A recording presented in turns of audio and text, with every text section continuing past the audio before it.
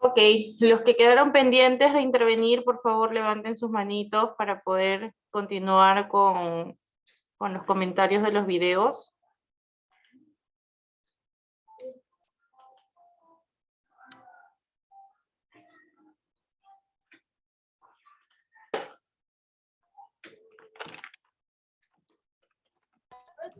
Buenas noches. Buenas noches. Escucho.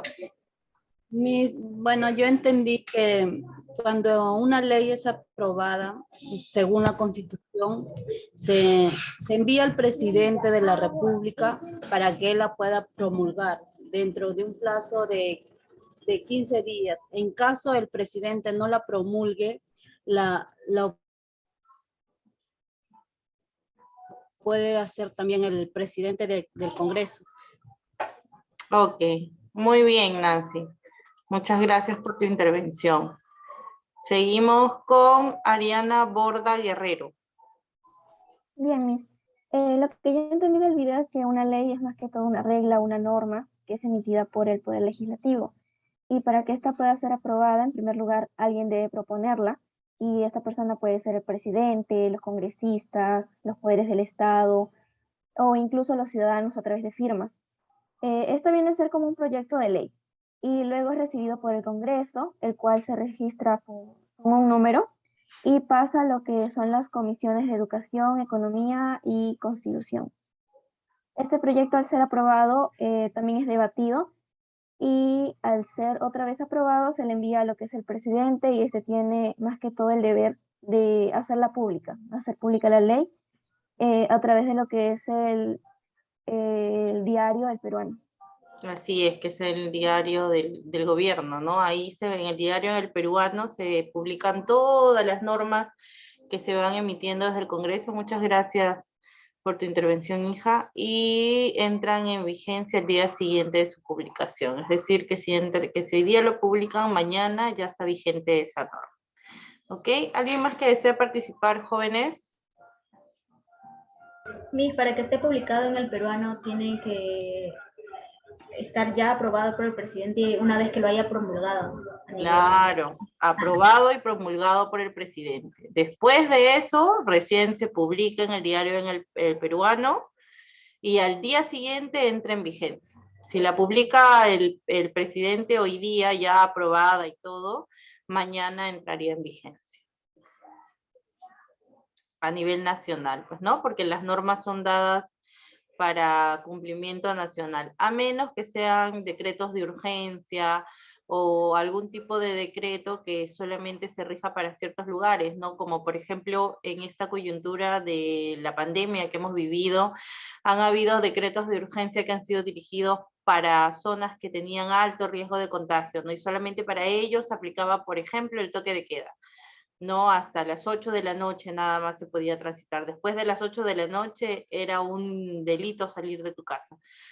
Por ejemplo, en Ica, que ha sido zona de alto riesgo mucho tiempo, entonces, pero había otros lugares donde eran de bajo contagio o poco contagio, entonces el toque de queda era decretado hasta más tarde, ¿no? Las 12 de la noche, por ejemplo. Esos son ciertas normas que tienen vigencia o rigen, mejor dicho, y tienen competencia en ciertos lugares, como los decretos de urgencia. Pero normalmente las leyes en general son aprobadas para todo el territorio nacional, ¿no? Todos los ciudadanos del país deben de tener el cumplimiento de las normas.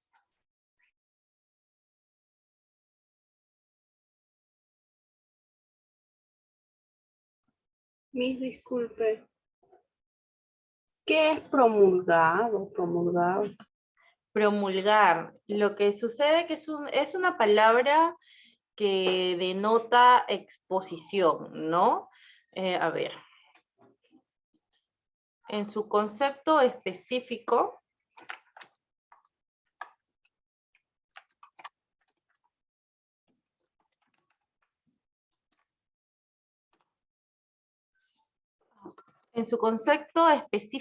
significa publicar una cosa de forma oficial, publicar una cosa de forma oficial, especialmente una ley u otra disposición de la autoridad para que ésta sea conocida por todos. Normalmente utilizamos la palabra promulgar para eso, ¿no? Para publicar una ley de manera oficial y de conocimiento general. Por eso es que se promulga, ¿no? Se pone de conocimiento a través del periódico El Peruano, que es el periódico que maneja el gobierno, para que de esta manera se dé a conocer a nivel nacional. ¿Ok? Sergio Alarcón ha levantado su manito. ¿Vas a comentar algo? Y buenas noches. Buenas noches. Lo que yo he entendido sobre las leyes, que dicen que son normas o reglas que se aprueban a través de procedimientos específicos por las autoridades, ¿no? del Estado, y que contiene regulación determinada de ciertos ámbitos de la vida de las personas. Muy bien. ¿No? Muy bien, así es. Muchas gracias por tu intervención. Así es, chicos. Entonces, como ya les había comentado, nosotros a lo largo de este curso vamos a hablar acerca de diferentes normas, las cuales tienen aspectos que van dirigidos a lo referente a la salud, ¿no? Entonces, ustedes cada semana van a ir conociendo una norma diferente. Cuando yo digo norma, es como si estuviera diciendo ley, ¿no? Son sinónimos, la norma, la ley, son sinónimos, me refiero a lo mismo, ¿ok? Una ley o una norma es lo mismo. Entonces vamos a hablar cada semana de una ley diferente, que ya ha sido promulgada, que ya ha sido entrada en vigencia. Por ejemplo, de la que vamos a hablar el día de hoy, que es la Constitución Política del Perú. Esta ley o norma está publicada desde el año 1993. Imagínense, hace 28 años tenemos esta ley publicada, que como han visto en los videitos, no es sencilla de modificar ni de derogar, no es tan fácil, ¿no? Hay que seguir un procedimiento bastante largo y complicado para poder reformarla siquiera. Entonces, ¿por qué se da esto? Porque la Constitución Política del Perú es la base de todas las normas. Aquí están estipuladas todas las normas que rigen, orientan, conducen la conducta del ser humano. Entonces, por eso es que también la Constitución Política del Perú es la norma más importante de nuestro territorio nacional. Es demasiado importante, ¿ok? El objetivo de la sesión básicamente es interpretar y aplicar las normas que rigen la profesión farmacéutica dentro del área de salud. ¿Y qué observamos, por ejemplo, en esta imagen, ¿no? A ver, ¿quién me quiere comentar qué observa de esta imagen que estamos viendo a continuación, de estas situaciones que estamos viendo a continuación?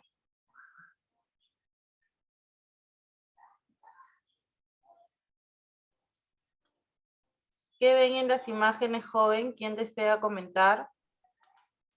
El derecho a la salud. El derecho a la salud. Un ambiente de salud. Muy Son los bien. derechos a la salud. Derechos a la salud. Arce Pardo, ¿qué desea comentar? Poder tener acceso a medicamentos, a tener un establecimiento de salud para poder atender. Atención médica, mi. Atención médica, Vanessa. Muy bien, muchas gracias por su intervención. Así es, ¿no? Aquí vemos en todos los dibujitos que tenemos aquí en la pantalla, vemos atenciones médicas, ¿no? Y que es nuestro derecho el poder tener y disfrutar del acceso a la salud en diferentes circunstancias o situaciones, ¿no? La salud en el Perú se fundamenta en la Constitución Política del Perú, que reconoce y garantiza el derecho a la salud y al libre acceso a prestaciones a cargo de entidades públicas, privadas o mixtas. ¿Cuál es la relación jurídica que existe entre la Constitución Política del Perú y la salud? Bueno, son el artículo 7, el artículo 9 y el artículo 11 de nuestra Constitución Política del Perú. El artículo 7 nos habla acerca del derecho a la salud y la protección del discapacitado, ¿no? Que a la letra dice: todos tienen derecho a la protección de su salud, la del medio familiar y de la comunidad, así como el deber de contribuir a su promoción y defensa. La persona incapacitada para velar por sí misma a causa de una deficiencia física o mental tiene derecho al respeto de su dignidad y a un régimen legal de protección, atención, readaptación y seguridad. Eso es lo que nos dice el artículo 7. El artículo 9, por su parte, nos habla acerca de la política nacional de salud, ¿no? El Estado determina la política nacional de salud. El Poder Ejecutivo norma y supervisa su aplicación. Es responsable de diseñarla y conducirla en forma plural y descentralizadora para facilitar a todos el acceso equitativo a los servicios de salud. En el artículo 11, por su parte, habla acerca del libre acceso a las prestaciones de salud y pensiones, ¿no? El Estado garantiza el libre acceso a prestaciones de salud y pensiones a través de entidades públicas, privadas o mixtas y supervisa asimismo su eficaz funcionamiento. La ley establece la entidad del gobierno nacional que administra los regímenes de pensiones a cargo del Estado. Entonces, esa es la relación jurídica que existe entre la constitución política y la salud, que dentro de esta ley o de esta norma contemplan articulados que van direccionados directamente al ámbito de la salud. Por eso es que existe esta relación. ¿Y qué son los derechos de la salud? Bueno, los derechos de la salud son un conjunto de principios y normas que promueven el acceso a los servicios a la salud, ¿no? A la integración, a la atención integral de la salud, a la prevención de enfermedades, el tratamiento, recuperación y rehabilitación de la salud, así como el acceso a la información y consentimiento informado. Por ejemplo, en el artículo 7, que nos habla acerca del derecho a la salud y la protección al discapacitado, nuestro gobierno, pues no, nos da algunos accesos o canales de orientación, ¿no? Puede ser por vía telefónica, vía presencial, también hay por vía web y correo electrónico, aplicativos de las diferentes entidades, pues, ¿no? De salud. Y bueno, las redes sociales que hoy en día pues es un acceso a la información totalmente gratuita y libre, ¿no? ¿Sabes cuáles son tus derechos en salud? Esa está en la ley número 29414 y son 5 grupos de derechos en salud. El derecho al acceso de los servicios de la salud, ¿no? Tienes derecho a recibir atención médica adecuada y oportuna, así como la atención por emergencia sin exigir antes el documento o algún pago alguno. Lo que pasa es que nuestra constitución política indica que si tú estás en una situación de emergencia, primero te tienen que atender y después te tienen que pedir tu nombre, ¿no? Muchas veces lo que sucede o lo que pasa es que primero te piden el DNI, primero te piden que te registres, pero la persona ya está pues totalmente mal y hay demasiada burocracia o formulismo para poder realizar la atención. Me pasó a mí con mi papá hace algunos años, en el 2018 podría ser, o 19, que mi papá estuvo un poco mal con una pancreatitis. Entonces llegamos al hospital de ICAL regional. No, fuimos al de la policía, sanidad, a la sanidad, porque mi papá es policía. Bueno, ex policía, ya está cesado.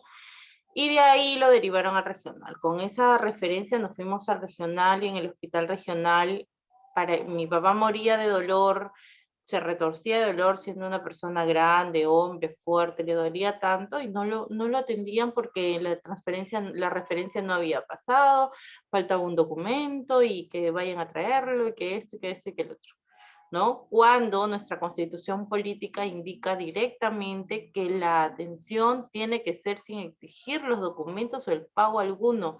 Primero te atiendo, te salvo la vida y después, bueno, regularízame tus documentos, y si se tiene que hacer algún pago, hay que pagarlo, pues, ¿no? Pero primero es la vida. ¿Ok? Hasta ahora es así. Sí, pues es bastante complicado ese tema, ¿no? Ahora por el tema de la pandemia que los hospitales básicamente colapsaron, ¿no? Colapsaron. Vanessa, ¿quieres decir algo, hija? Sí, Miss. Ay, me hice así un poquito mal con la garganta. Miss, lo que le quería comentar es que las empresas privadas, o sea, requieren de personal así, o sea, pueden trabajar más, o sea, por decir, tienen que trabajar como 3 personas o 2 personas así en su empresa privada, así discapacitados. Lo que pasa es que el Estado obliga a que las empresas privadas tengan por lo menos el 30% de sus colaboradores que tengan condición de discapacitados. Miss, Sí. le quería comentar en un caso, bueno, donde yo trabajo, pues no, yo trabajo en campo y, bebé, no hagas bulla. Ya, y pues ahí cuentan con personas así discapacitadas, con dos nomás, dos que son así muditos, no hablan ni escuchan, sordomudos, ya.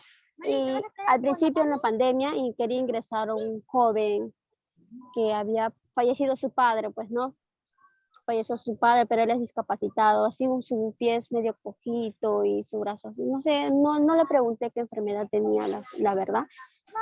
Pero la cosa que, o sea, él es discapacitado y quería ingresar, lo que me contó es un testimonio que me dijo, fue que lo rechazaron como 2 veces en esa empresa donde yo estoy trabajando, que porque ya contaban con las personas referidas de discapacitados, ¿no?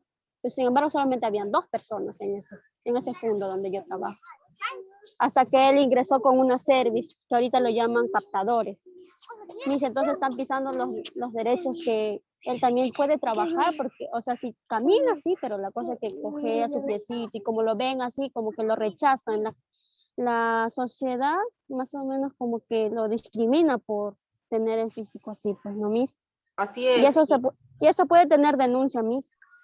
Si es que se comprueba, lo que pasa es que como te digo, cada empresa tiene un número específico de personas discapacitadas que puede contratar. Entonces, si la empresa en la que tú trabajas solamente tiene 2 cupos y ya hay 2 personas discapacitadas, no pueden contratar a un tercer discapacitado.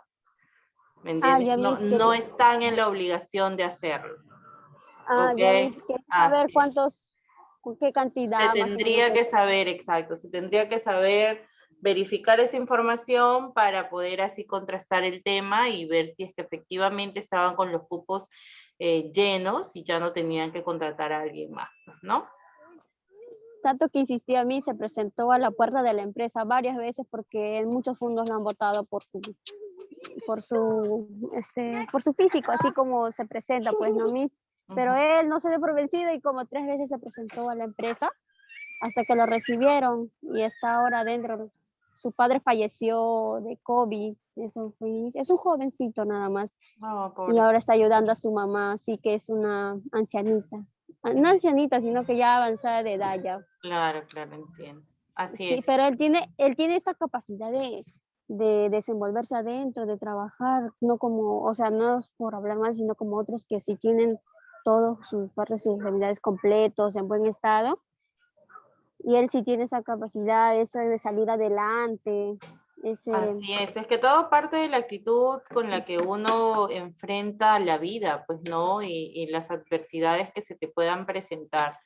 Yo creo que todo en esta vida es actitud. Actitud, ganas, esfuerzo y sacrificio.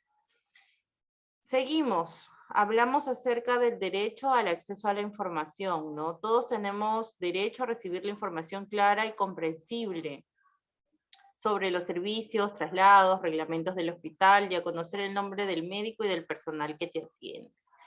El derecho a la atención y a la recuperación en salud. Bueno, todos tenemos derecho a ser atendidos con respeto, sin discriminación y bajo un tratamiento adecuado para tu enfermedad.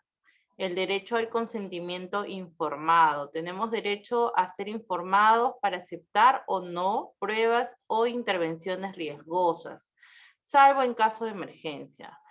Y protección a los derechos en salud, que es tener derecho a ser escuchado y a recibir respuesta de tu queja o reclamo y a tener acceso a tu historia clínica.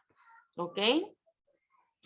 Derechos de las personas usuarias de los servicios de salud se encuentran en la norma o ley número 29414, el decreto supremo número 027-2015-SA. Aquí los tenemos, digamos que en un cuadrito, son todos los derechos que tenemos las personas con respecto a la salud, ¿ok? Y cuando hablamos acerca de la protección al discapacitado, pues el objetivo principal es garantizar que las personas con discapacidad tengan el ejercicio pleno de sus derechos y deberes, ¿no? En igualdad de condiciones y equiparación de oportunidades, trato preferente bajo un sistema de protección integral. Y por eso es que vemos muchas veces en las entidades, en las empresas privadas, que hay una persona que tiene atención preferencial, ¿no? Ellos atienden atención preferencial.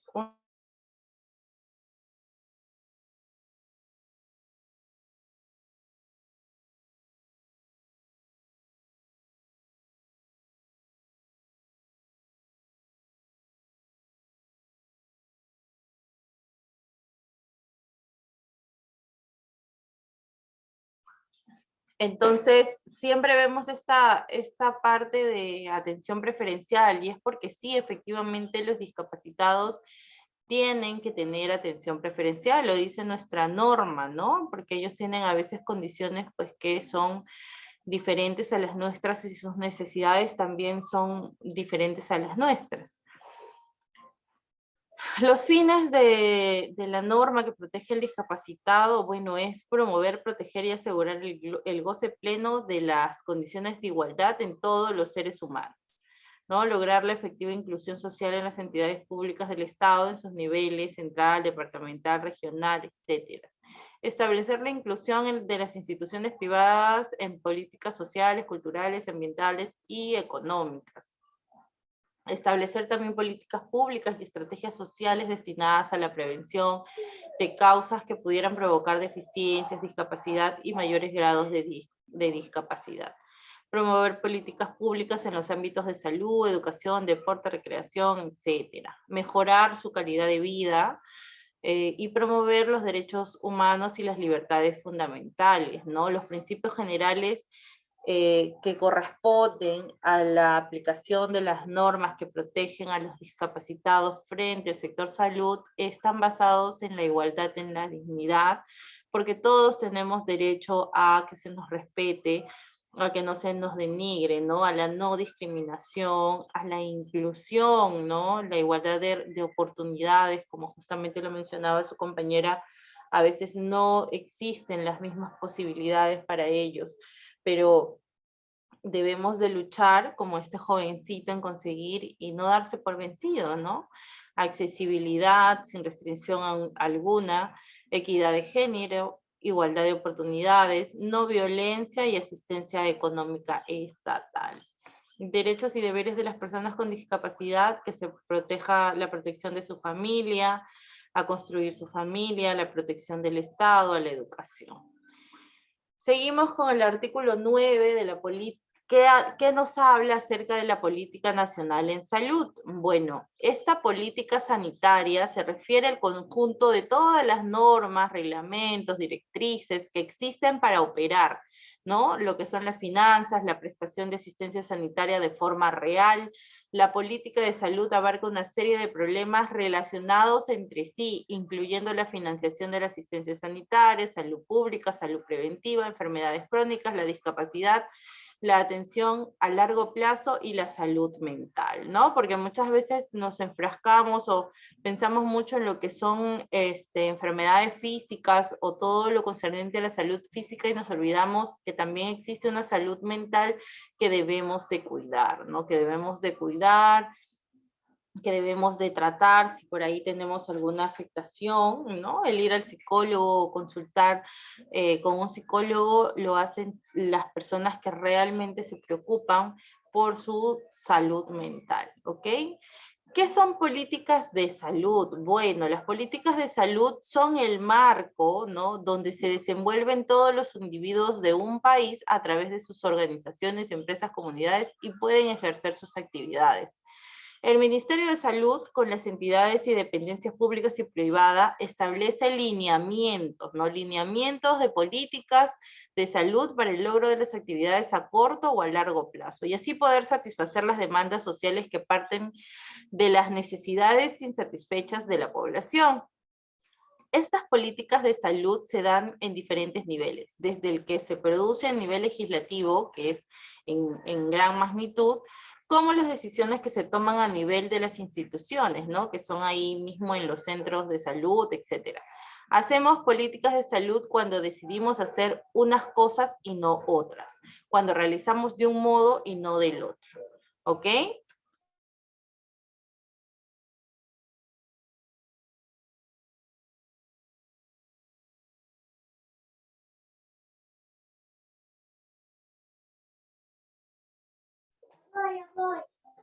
El artículo 11 nos habla acerca del libre acceso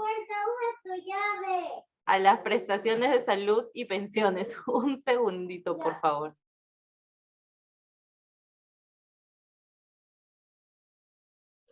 Listo, entonces este es el último articulado que vamos a hablar acerca de la Constitución política, ¿no? Que nos habla acerca de lo referente a la salud. El artículo 11 del libre acceso a las prestaciones de salud y pensiones, ¿no? Entonces aquí tenemos alguna simbología y demás con el ánimo de seguir hablando acerca de la inclusión de las personas con discapacidad, ¿no? Son los cimientos que sostienen y conforman una organización, una institución, un ideal, sin los cuales se perdería la identidad y razón de ser. Son la base de un sistema social, de seguridad social. Su propósito principal es generar una política redistributiva y solidaria hacia los miembros más pobres o débiles de la sociedad. Y es que en teoría de eso se trata, pues, ¿no? De que todas las personas a nivel nacional con que tengan nivel socioeconómico alto, mediano, bajo, ¿no? Que tengan estabilidad económica o no, tengan acceso a todo lo concerniente a la salud, ¿no? A postas médicas, a centros de salud, hospitales, porque de eso se trata. Justo hablaba en otra clase, en otro curso, en sexto semestre, hablábamos acerca de la OMS, ¿no? La Organización Mundial de la Salud, al cual nosotros somos miembros de la OMS. Entonces, ellos también brindan muchísimo apoyo internacional con respecto a justamente estos temas de lugares donde hay mucha precariedad. Entonces, nuestra Constitución política también habla de ello, ¿no? Los principios de la seguridad social se fundamentan y concretizan sobre la base de determinados pilares, los cuales se reconocen como principios. Así estos principios que cumplen una triple función interpretadora, ¿no? Porque da soluciones coherentes, tanto en los casos no previstos como en los casos dudosos. En la integridad, porque une conceptos capaces de brindar soluciones eficaces. E informadora, porque inspira y determina las nuevas normas que se van a dictar. Esta seguridad social, que es la que enmarca todos los preceptos que habla el artículo 11, ¿no? De libre acceso a las prestaciones de salud y pensiones, son universalidad, solidaridad, integralidad, unidad e internacionalidad. La universalidad, ¿por qué? Porque consiste en que todos los individuos, sin discriminación alguna, deben integrar el sistema, contribuir a su sostenimiento y quedar amparados en el caso en que les convenga cualquiera de las contingencias previstas, ¿no? Por ejemplo, acceso a la seguridad social sin mediar distinciones, no discriminación en el acceso.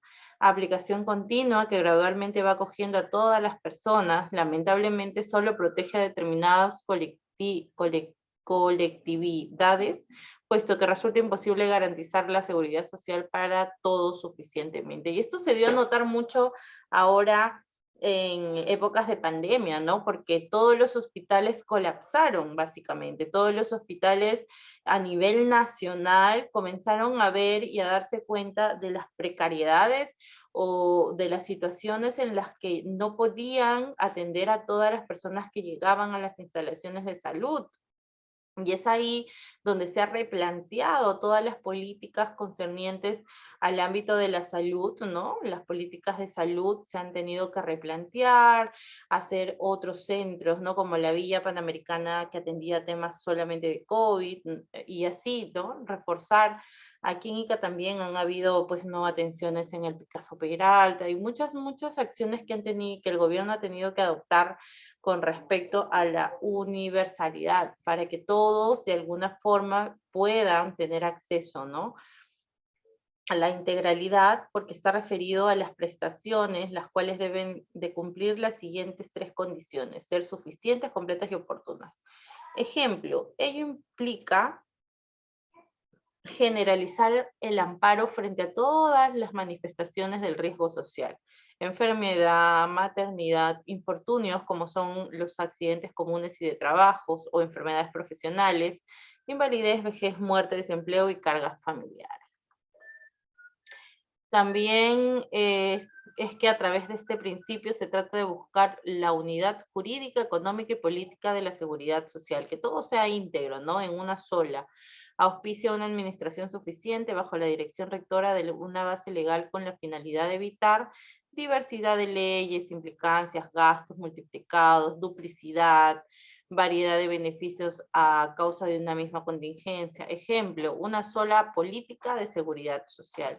Y es que de eso se trata, ¿no? No se trata de crear leyes por crearlas, o hoy día se me ocurrió que debe de existir esta ley y la voy a crear, o existen 2 o 3 o 4 leyes que hablan de lo mismo y al final tienen diferente nombre, pero el contenido básicamente trata de lo mismo. Entonces, por eso es que existe este principio de integridad, en donde se busca que todas las normas que tratan de un mismo tema estén contenidas en una sola, ¿no?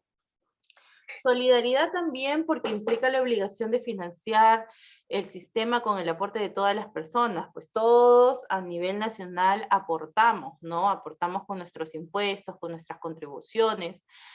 Cuando vamos a comprar algo, cualquier objeto, y pedimos una boleta o nos dan una boleta, estamos contribuyendo con el 18%, ¿no? Que es el impuesto general a las ventas.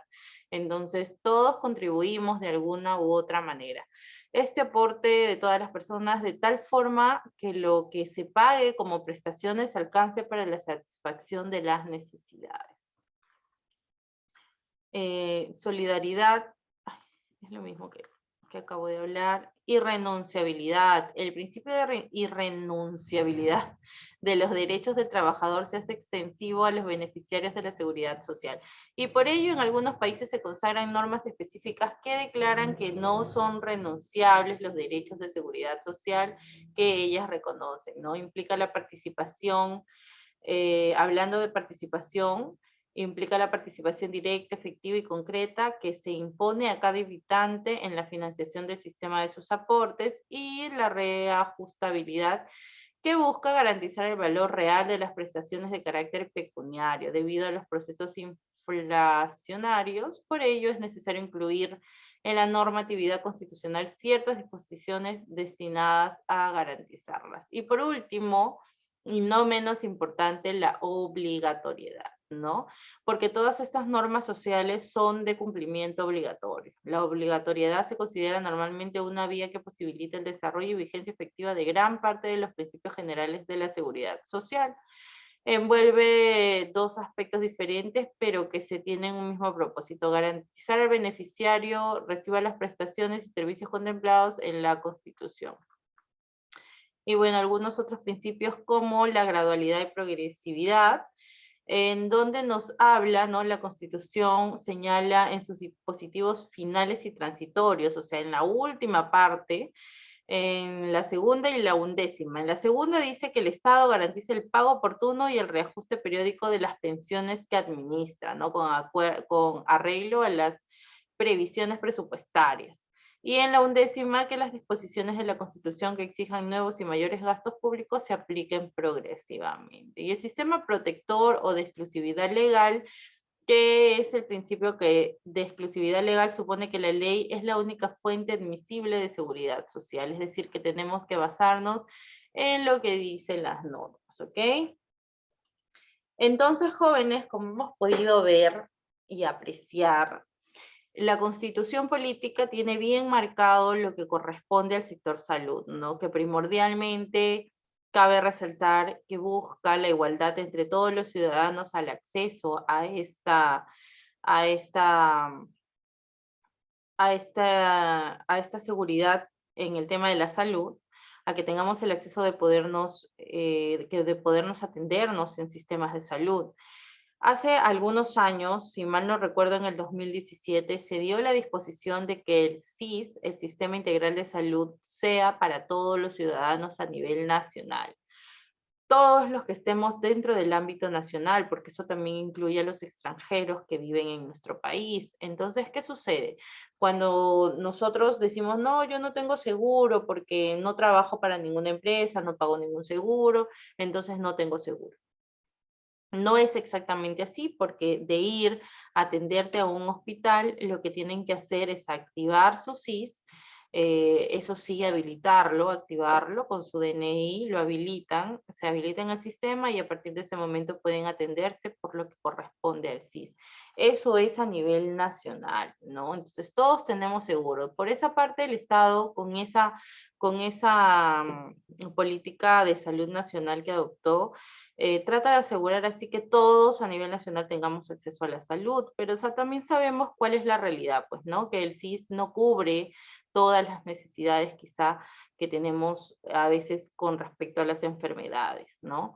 El sistema de salud en nuestro país se vio bastante descubierto cuando tuvimos que enfrentar y afrontar esta pandemia, que en realidad nos tomó de sorpresa a todos y sobre todo a nuestro gobierno, ¿no? Que de inmediato tuvo que adoptar políticas generales de salud para de alguna forma contener esta pandemia en nuestro país, que nos ha tomado ya más de 2 años, porque el 16 de marzo del año antepasado comenzamos con esta situación.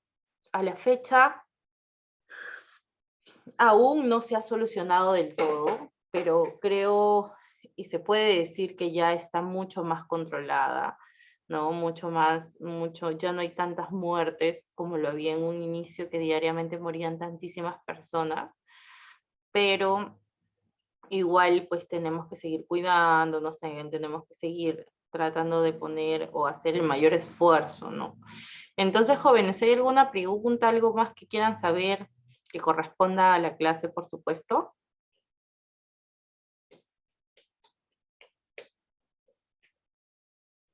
Ok, esta ya es la tercera semana con respecto a...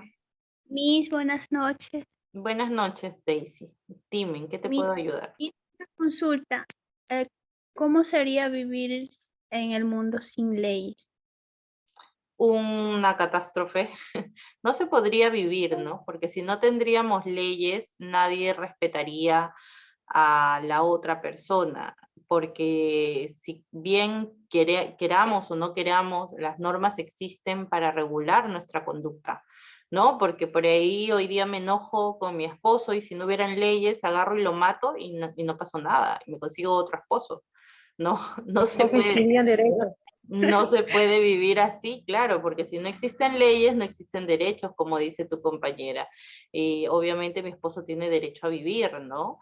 Entonces no lo puedo ir a matar libremente o no me puedo agarrar algo de mi vecino porque simplemente me dio la gana, ¿no? Por eso es que las normas existen para regular la conducta de los seres humanos y así evitar que caigamos, pues, ¿no? En un caos total. Ahí en uno de los videos